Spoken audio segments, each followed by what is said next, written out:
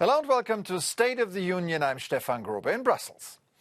The European vaccination campaigns, already slow from the start, have suffered a new blow this week. A majority of EU countries have temporarily suspended or limited the use of the AstraZeneca coronavirus vaccine after reports of possible side effects, including cases of blood clots in people that have received the shot. This has sparked incredulity and anger in the world of medical experts. Given that there were only less than 40 out of at least 20 million people being vaccinated with the AstraZeneca jab in the EU and Britain, the suspension was irresponsible, one virologist said. After all, no direct link between the jabs and the blood clots could be established. Of course, the whole debate only strengthened vaccine skepticism, which comes at a bad moment for Europe. If we have a look at the epidemiological situation, it is getting worse. It is worrisome. We see the variants, mainly B.1.1.7. We see the crest of a third wave forming in member states. And we know that we need to accelerate the vaccination rates.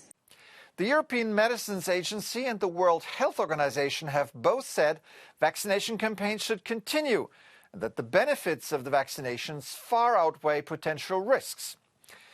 The EU Commission believes that despite the temporary pause of AstraZeneca jabs, the overall vaccination objectives remain unchanged, as other vaccine makers have announced they would step up their deliveries. I can say that we are on target, and our targets for 300 million doses by the end of June, and to have the majority, the 70% of adult population in Europe vaccinated by summer, these targets are within reach.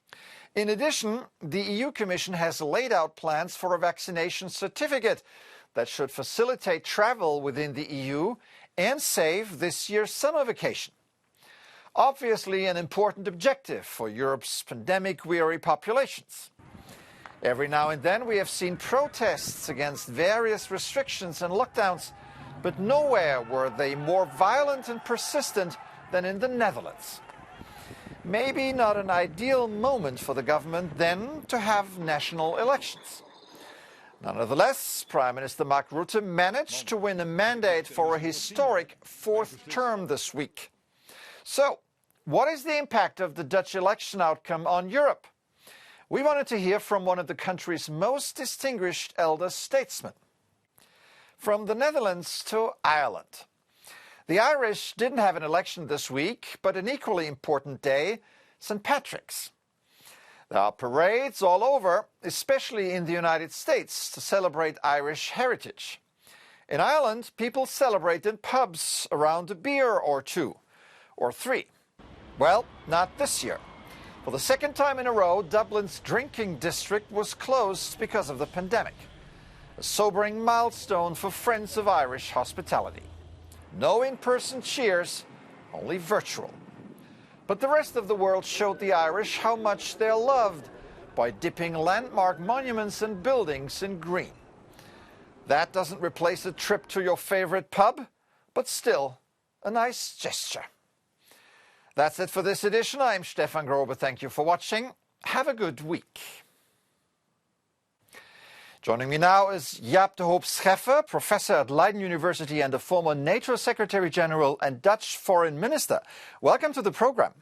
Thank you so much. Thanks for the invitation. So, Mark Rutte's victory wasn't really a surprise, but the strong showing of his coalition partner, the pro-European liberal group D66, was. And her leader, Sigrid Kaag, said something interesting during the campaign. She said that the Netherlands should cooperate more with France and Germany. Now, is this the logical consequence of Brexit for the Dutch? It is one of the consequences of Brexit. We always had, as Dutch, let's say the Western orientation, the transatlantic orientation.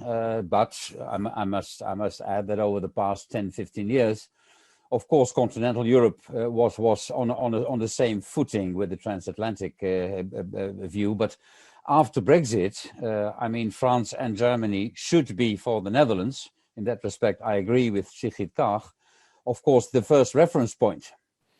And are we going to see a new Rutte government that is somewhat softening on Europe rather than the hardline leader of the frugal pack? Well, we have of course now Democrat 66 without any doubt in the government, very pro-European. Do not forget that Volt, the party, the pan-European party, has also gained 3 seats in parliament. It shows that dancing around the question, what should we do with Europe, is not a way to gain more traction with the voters. Compared to your biggest neighbor, Germany, the Greens' result was quite pitiful. I wonder why is that, in a country that is so progressive and where climate policy plays such a big role? Well, that's a question the Green Party will ask itself as well. But I was surprised about the big loss of the Green Party.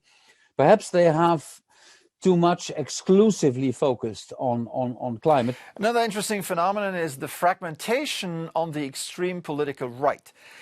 Is populism on the defensive, as we've seen elsewhere in Europe? I have my doubts. If you look at the populist parties, which will be represented in parliament, it's somewhere between 25 and 30 seats. Now, on the one hand, you can say that's not much given the result for the VVD and D66.